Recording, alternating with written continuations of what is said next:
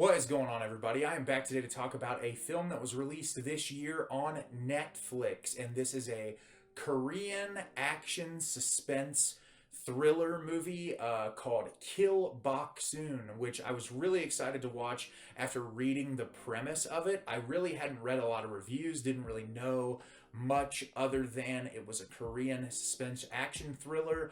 I love South Korean cinema. Some of my favorite films come from South Korea. Some of my favorite directors come from South Korea. And so I was very excited to watch this movie, and I'm looking forward to talking about it today. Gil Bok-Soon is directed by Byun Sung-hyun. At work, she's a renowned assassin. At home, she's a single mom to a teenage daughter. Killing, that's easy. It's parenting that's the hard part. As I said, didn't really know what to expect with this movie when I went in to watch it. Hadn't even seen a trailer for it yet.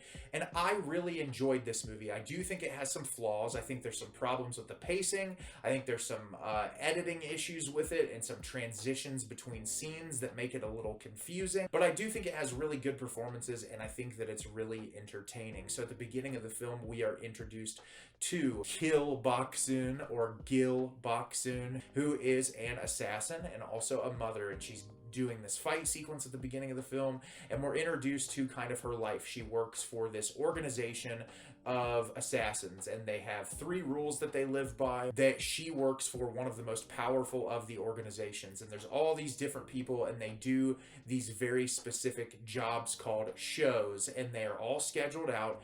No one can take a show without being given permission. They have to follow those rules. They don't kill people that are underage. They have to just take things that are assigned by their own people.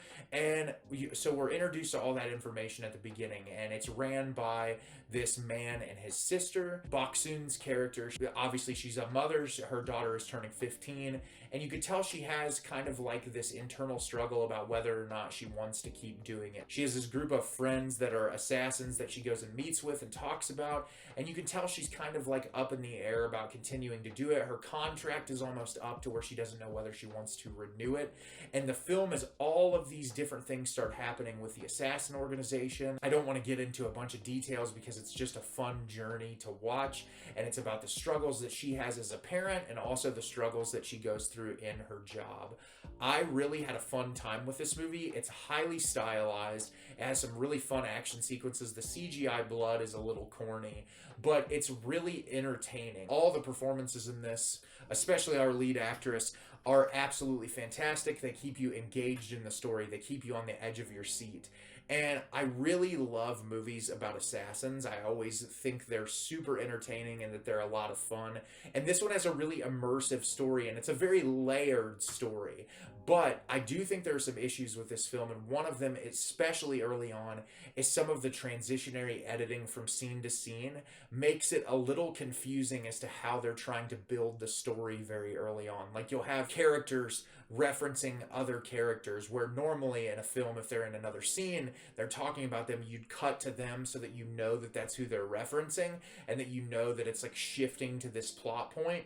But they'll cut to something completely random that makes you forget what they were building up, and that becomes a little jarring, especially in the beginning of the film, because you're trying to build up this world, you're trying to build up the struggle that this assassin organization is going through.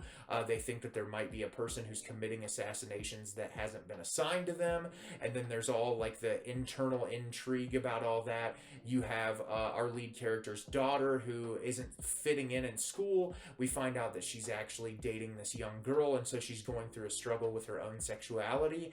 And there's obviously problems at home for Bok-Soon's character as a mother.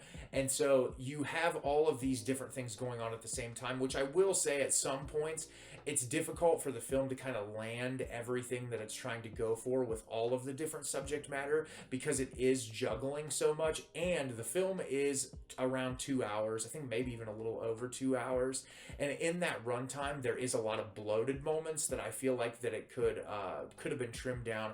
One of the assassins that the mother has a love interest with, they try to build that relationship up a little bit and then cut away from it and never really focus on it again until the third act of the movie. It felt just kind of thrown in to add another layer into the character development, but it doesn't really do a whole lot. And that's the biggest issue that I have with this movie, is I feel like there's never really like a big emotional gut punch, even with a lot of like the intense sequences that are shown and the character relationships with a lot of the characters. When people die off or when things happen, it doesn't pack as big of an emotional punch as I think that it wants to. And it also tries to incorporate humor in moments that I don't think it always lands the humor. But I do think for the most part, the world is very immersive, and the way that it builds all of the different characters in the world is very impressive, to where it's a story that I did enjoy myself being invested in through the runtime, even when I was seeing moments where I felt like,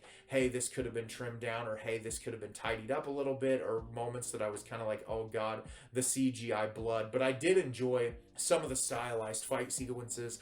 I thought that they were handled really well. And like I said, I think the performances are really what keep this movie so engaging. From top to bottom, everyone does a really great job. I don't want to get too into specifics about certain sequences, because I think that it's really cool to just jump into this one and kind of experience it and enjoy it, because there's a lot of twists and turns in it.